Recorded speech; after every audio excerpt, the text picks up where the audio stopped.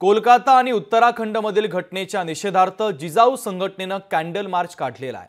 ठाणे आणि पालघर जिल्ह्यामध्ये जिजाऊ संघटनेनं कॅन्डल मार्च काढला होता।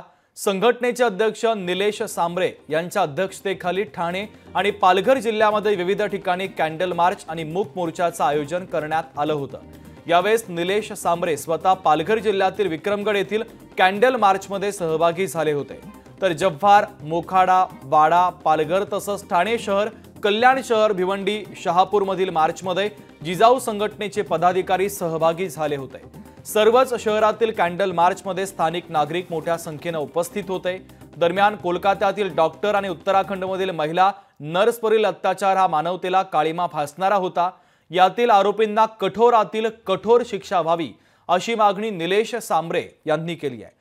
सोबतच दोन्ही प्रकरणामध्ये कायदेविषयक तज्ञांची कमिटी नेमण्याची मागणी निलेश सांबरेंनी केलेली आहे। गरज पडल्यास विशेष अधिकार वापरून कायद्यामध्ये बदल करावा, पण आरोपींना कठोर शिक्षा झालीच पाहिजे असं मत निलेश सांबरे यांनी व्यक्त केलं आहे।